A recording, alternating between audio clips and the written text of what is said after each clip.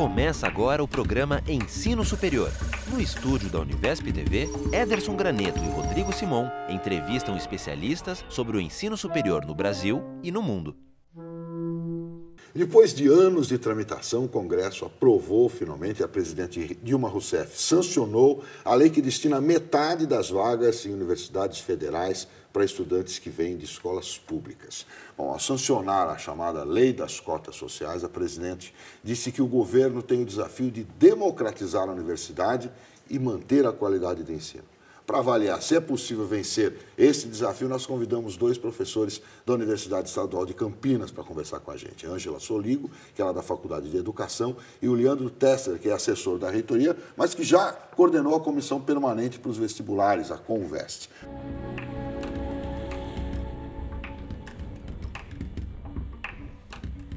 Bom, então queria saber de você, eu sei que você tem uma opinião que é contrária às cotas, ao estabelecimento de cotas, e que você tem uma posição mais flexível com relação a isso. Então trouxemos os dois para tentar promover um debate sobre essa questão. Queria começar contigo, já que você é contra essa lei. Quer dizer, as universidades agora têm 4 anos para se adaptar a isso. A cota, além de prever que metade dos alunos tem que vir de escolas públicas, escola de ensino básico público, tem ainda uma porcentagem deles que tem que ser de acordo com a população negra do estado onde a universidade está instalada. Você acha isso ruim? Por quê? Devagar, né? A flexibilidade que já foi mencionada. Eu sou muito favorável a programas de ação afirmativa, né? Tá. Então, cotas é uma forma de ação afirmativa e com essa lei agora vai ser a única forma de ação afirmativa possível no sistema federal.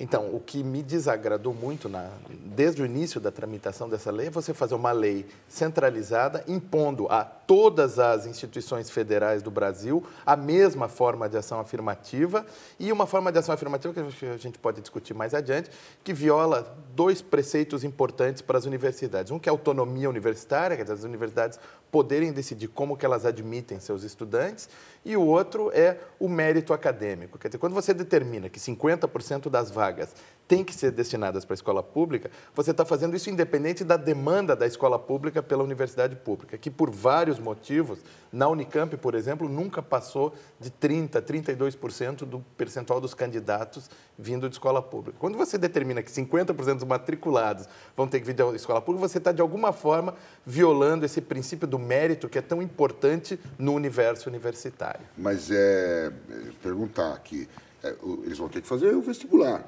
Eles vão ter que fazer o vestibular. Tem uma nota de corte a universidade. Não Se o sujeito não passar a nota de corte, ele não vai entrar. Bom, não sei como é que vai ser Estou aqui fazendo pode ser. Um papel. Sim, Se for assim, vai ser melhor ainda, né? É menos ruim o projeto. Quer dizer, o que nós decidimos na Unicamp, isso foi em 2003, 2004, na verdade, começou em 2005, foi fazer um programa de ação afirmativa sem cotas. O que nós fizemos, nós mostramos que o vestibular não é um processo tão isento quanto as pessoas costumam pensar. Quer dizer, claro. que o histórico anterior dos candidatos pode ser determinante, pode ser muito importante no desempenho do vestibular, mas nós mantivemos essa ideia de que eles precisam, de alguma forma, ser aprovados no mérito. Bom, você pode até entrar nessa questão, mas o que nós fizemos foi criar um sistema para corrigir essa distorção que o vestibular tem em relação a formação anterior dos estudantes. Quer dizer, se o estudante vem de escola pública ou se ele se autodeclara preto, pardo ou indígena, nós criamos essa sigla PPI, ele ganha pontos extras na Unicamp, então ele passa a ser mais competitivo. Assim, é uma espécie de... Ele ganha um pouco... Não é um empurrãozinho. Quer dizer, você está equalizando as chances do candidato que vem de escola pública com o candidato que vem de escola privada. E isso teve um efeito muito importante. No curso de medicina, que é o mais concorrido da Unicamp, ganhar 40 pontos significa passar na frente de 400 candidatos. Nós temos 120 vagas. Entendi. Bom, então vamos agora ouvir a sua posição com relação a essa nova legislação. Você acha ela positiva? Eu considero positiva, embora eu vou começar concordando com o Leandro de que cota não é sinônimo de ação afirmativa. Há outras maneiras. Há, inclusive, outras dimensões da ação afirmativa. Agora, eu vou discordar de algumas coisas. Por exemplo, as universidades não utilizaram a sua dita autonomia para criar o seu sistema. A Unicamp criou, mas muitas universidades não criaram. Foram empurrando essa questão, deixando para lá, e havia uma demanda verdadeira, concreta, legítima, de hoje, o que é a maioria da nossa população, né? Que é a população da escola pública, a população negra. Então, veja, as universidades não assumiram o compromisso, o que acaba levando ao poder público, né, a necessidade de tomar uma decisão. E a decisão foi a das cotas. Então, a gente pode até lembrar da autonomia universitária, mas essa autonomia não foi utilizada para criar um sistema. E o sistema que é necessário. O sistema que era necessário. Essa é a primeira coisa. A segunda coisa é a questão do mérito, né?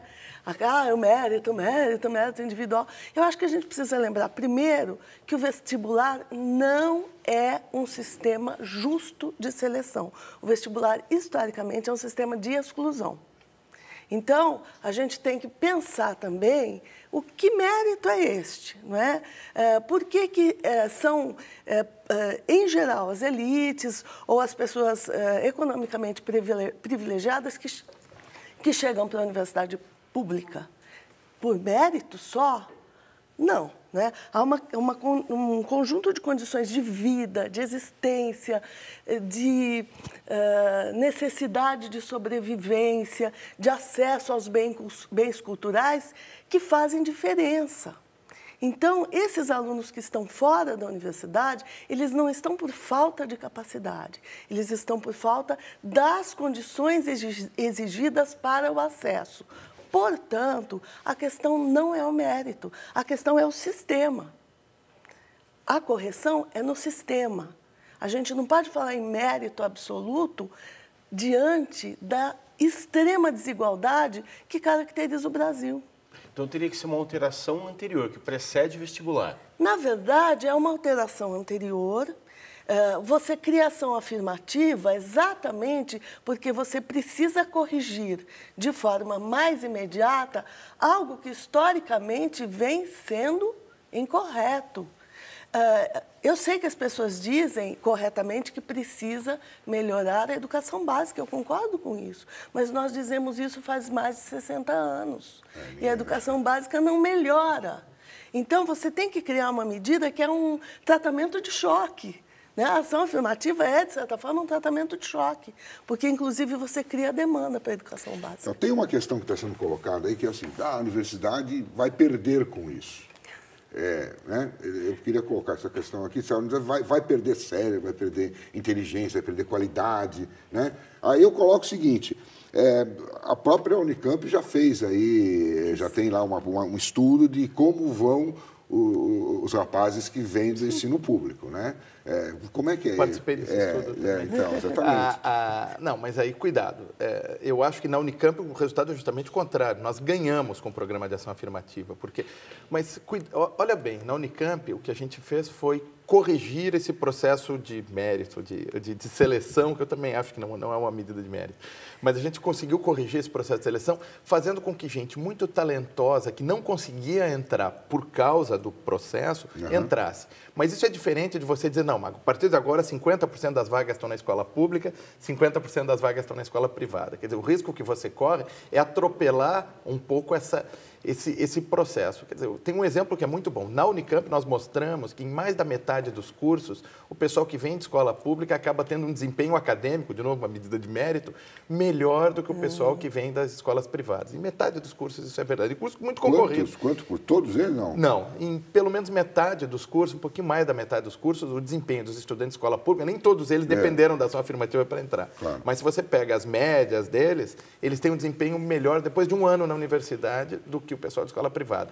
Nas universidades que adotaram cotas, muita gente fala isso, mas eu nunca consegui ver um dado concreto mostrando que as médias... Pesquisa, Exatamente. Então, o que está acontecendo? Se criou uma confusão. As pessoas usam o resultado da Unicamp, onde não tem um sistema de cotas, para justificar um sistema de cotas em outras universidades. Eu não tenho, como não tenho um estudo, tudo que a gente tem são relatos. E os relatos que eu tenho recebido são que, em geral, sim se nota uma diferença entre o pessoal que entrou por cotas e o pessoal que entrou pelo processo seletivo normal. Quer dizer, não está se conseguindo, na universidade, suprir essa deficiência que vem desde o início da educação fundamental. 50% é muito ou esse índice não importa tanto? Depende. Na Unicamp, se esse sistema de cotas fosse implantado na Unicamp, seria muito. Por quê? A demanda do vestibular da Unicamp é da ordem de 30% de estudantes que vêm de escola pública. Será que não é porque o estudante de escola pública não se sente capaz, não se sente motivado a prestar o vestibular? Pode ser verdade isso. Pode ser verdade. Inclusive, nós temos outro mecanismo de ação afirmativa na Unicamp, que eu posso falar daqui a pouco, que é um programa que chama Profis, que é um pouco diferente, que é inspirado... que é inspirado no que aconteceu no estado do Texas. Eu estive na Universidade do Texas 2 vezes para entender melhor como é que a coisa funcionava e a gente trouxe esse conceito para cá. Agora, são diferentes mecanismos de ação afirmativa, né? Agora, você fixar por lei 50%, até porque esse número está errado. Por que é 50%? Devia ser 90 e 10, 90, né? Exatamente. Já que é para reproduzir o que tem no ensino médio, tinha que ser 90% da escola pública e 10% da escola particular. O que talvez a gente um dia chegue nisso, com a evolução do país. Mas se o sistema fosse realmente justo.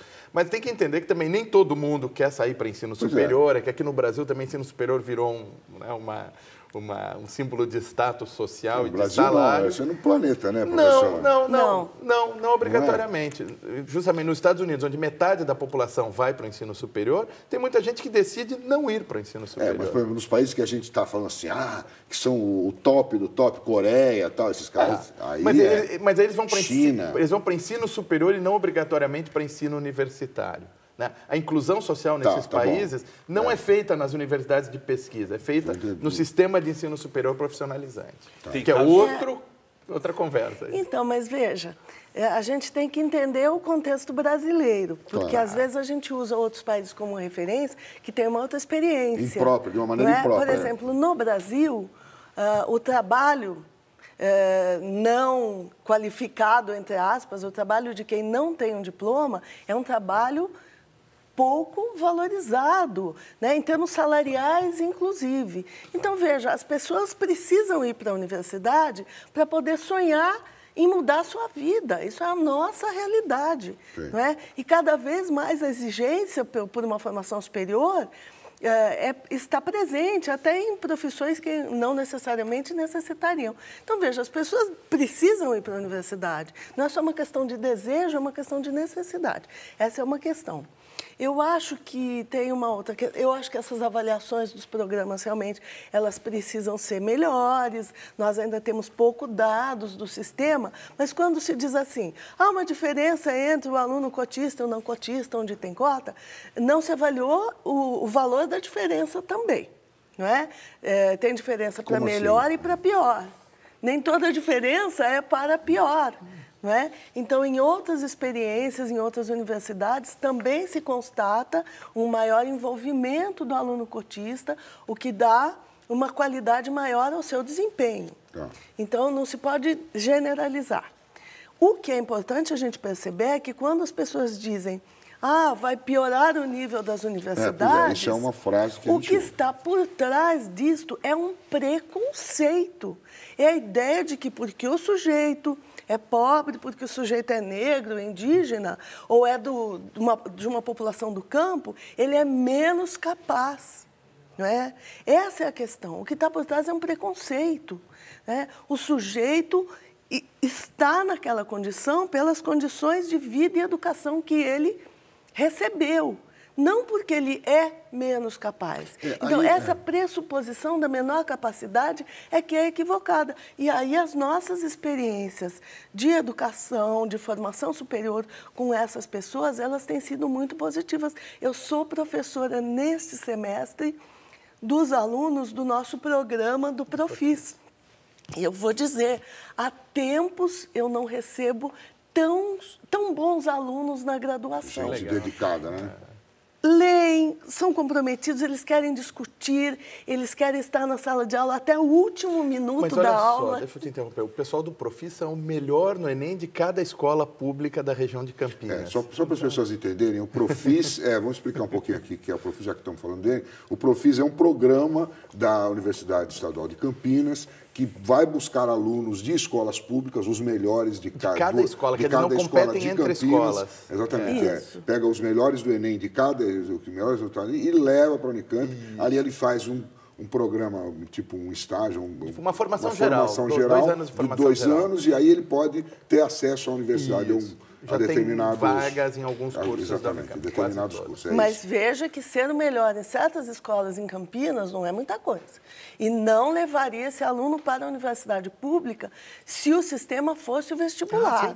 Não é? Ele não chegaria lá. Essa ideia de que o do público é sempre ruim é uma ideia preconceituosa. Bom, vamos falar mais disso aqui daqui a pouquinho. Eu quero fazer um intervalo no nosso programa, que está bacana, está interessante a conversa. Bom, o programa Ensino Superior volta daqui a pouquinho. Até já. Você está assistindo ao programa Ensino Superior. Em instantes, o segundo bloco da entrevista que Ederson Graneto e Rodrigo Simon realizam sobre o ensino superior em universidades do Brasil e do mundo. Começa agora o segundo bloco do programa Ensino Superior. Ederson Graneto e Rodrigo Simon entrevistam especialistas para falar sobre o ensino superior em universidades do Brasil e do mundo.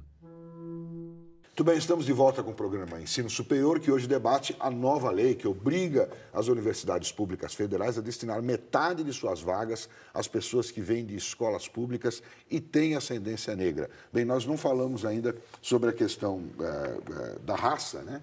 Mas ela está colocada na lei. Além do sujeito ter que vir de escola, metade, tem uma cota de 50% das vagas destinada a quem vem de escola pública,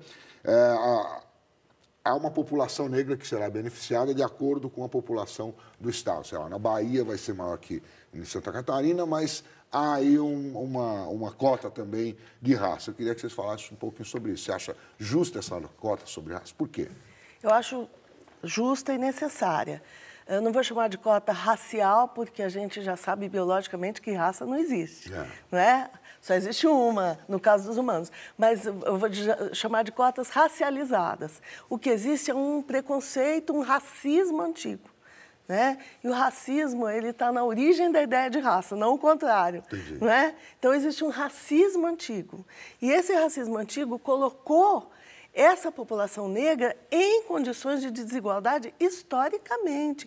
Colocou, inclusive, fora da possibilidade de acesso à universidade até o início do século XX. Até o início do século XX, nós tínhamos cota universitária, 100% branco. Você falou no início do século XX, acho que mais até tipo metade. É que como direito legal é no início do século XX. Na real, de verdade, acho que até a primeira metade do século XX. Até a primeira metade do século XX você não vai ter um negro na universidade. E até hoje, é só passear pela Unicamp e você vai perceber a prevalência do sujeito branco. Mas isso está mudando. Isso está mudando por causa das nossas ações afirmativas. O que então, mostra... precisou fazer isso, não é? Que precisou fazer isso, exatamente. Especialmente, mas aí também nos cursos noturnos tem muito mais... É só você olhar para as pessoas, que a população dos cursos noturnos da Unicamp é muito mais escura do que a população dos cursos de ouro. É mais negra. Porque é a população trabalhadora. Então, tem essa mistura, né? Fala, mas é melhor fazer cota. Tem outro argumento, provavelmente preconceituoso, assim. Mas essa coisa de fazer cotas para negros não é necessário porque há uma similaridade entre a população negra e a população pobre. Bom, eu acho que não devia fazer cota para ninguém, mas eu acho que num programa de ação afirmativa, na realidade brasileira, é muito importante, sim, considerar a cor da pele. Quer dizer, se a gente quer ter uma sociedade melhor no futuro... Isso mais igualitária. Foi a primeira coisa que me chamou a atenção. É preciso ter uma elite negra no Brasil. E uma elite intelectual, gente pensando, gerente de banco, general, né? Quer dizer, professor universitário. Professor universitário. Pesquisador famoso, enfim... Isso muda a cultura, isso muda a lógica da cultura, não é? Na nossa cultura, tudo que é do branco é valorizado, tudo que é do negro é minimizado. Por exemplo, as religiões do branco são religiões, do negro é folclore. não é? Então, não há uma valorização daquilo que pertence a uma cultura que nos constitui, que nós somos um país que também é negro, não é? A questão da pessoa declarar a cor é ruim, porque um branco pode tranquilamente chegar a dizer eu me sinto negro e, pela lei, se eu não estou enganado, ele deve ser visto e aceito como negro. Isso complica um pouco ou não? A questão da linha de cor no Brasil ela é complicada em princípio. O IBGE já fez um monte de seminários e de estudos para tentar lidar com isso e chegou-se à conclusão de que o melhor sistema ainda é o da autoidentificação, não é? Então, veja, no começo dessa discussão das ações afirmativas e das cotas, se dizia, todo mundo vai se declarar negro só para usufruir disso. Isso aconteceu muito pouco no começo e não acontece quase, não é? O próprio preconceito se encarrega. O próprio racismo se encarrega. Mais ou menos, não, acontece. Mas acontece, mas pouco, Leandro. É uma coisa de honestidade intelectual. Quer dizer, imagina você entrar numa vaga muito disputada, sabendo que você não se considera negro, mas disse que é negro só para isso.